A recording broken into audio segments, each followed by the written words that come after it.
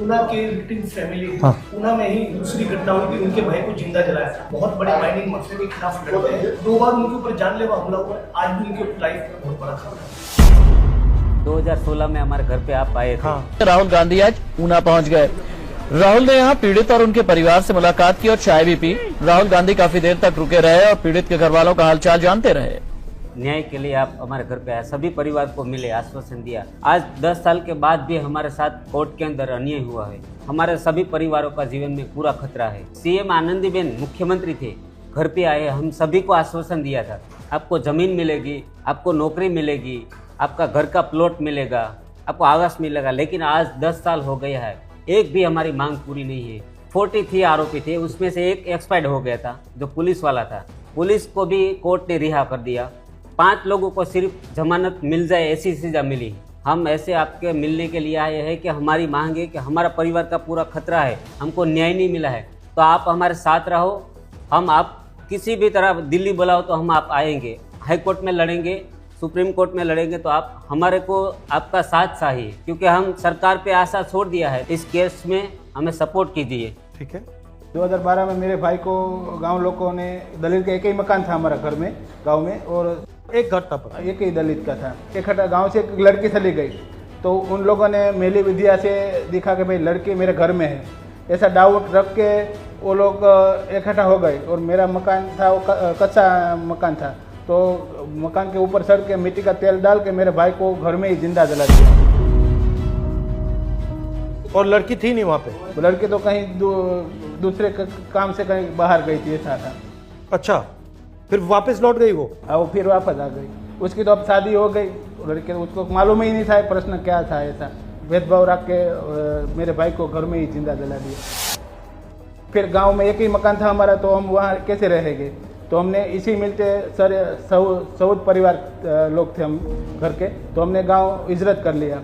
और ऊना तहसील में हम 12 साल तक भाड़े के मकान में रहे, और सरकार को हमने लिखित में। और आपकी जो जमीन थी उसका क्या हुआ? वो तो वहाँ ही थी।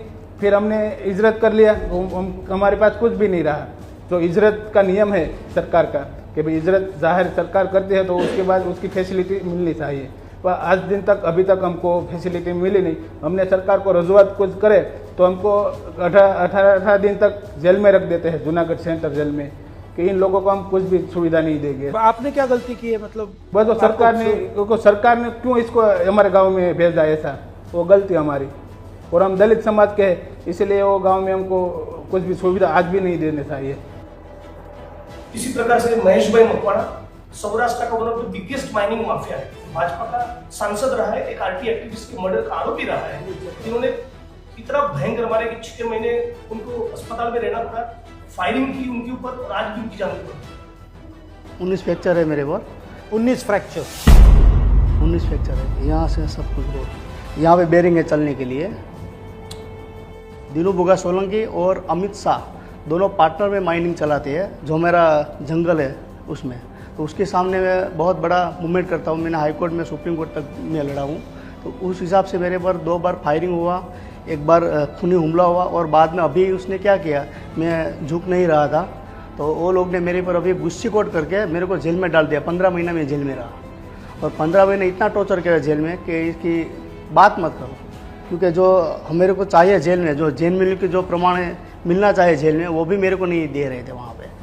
अभी भी मैं बाहर आके मेरा इतना खतरा है कि इसकी कल्पना में क्या करूँ, क्योंकि ये गुजरात के अंदर कोई भी अभी सेफ नहीं है, इस तरह से मेरे को लगता है। इतना प्रेशर है, रिस्क है, धमकी है, मारते हैं आपको, तो फिर आप ये क्यों करते हो? आप किसी को भी ये देश में लड़ने के लिए आवाज़ तो उठाना पड़ेगा। अगर मेरा लड़का मेरे को बोलेगा पापा आप तो इस तरह से मोबाइल चला रहे थे, हम लोग क्यों गुलाम हैं?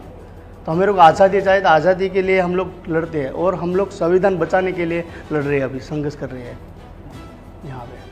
यहाँ पे जो बीजेपी की जो सरकार है वो इस तरह से है कि वो इसकी तानाशाही इतनी है कि उसका क्या हम लोग चर्चा करने के लिए कोई नहीं है। जो पुलिस है वो भी यहाँ पे वो ड्रग का बिजनेस करती है, और ये दिनू बुगा सोलंकी और अमित शाह वहाँ पे हमारा दरिया काटा है, तो वहाँ पे ड्रग्स भी बहुत ला रहे हैं और सप्लाई भी होता है। जैसे हम लोग ड्रग्स भी है, बीच में हमने 300 करोड़ रुपये का और जो वेरावल सोमनाथ है वहाँ पे वो पकड़ा था, होमगार्ड ने वो पकड़ा था।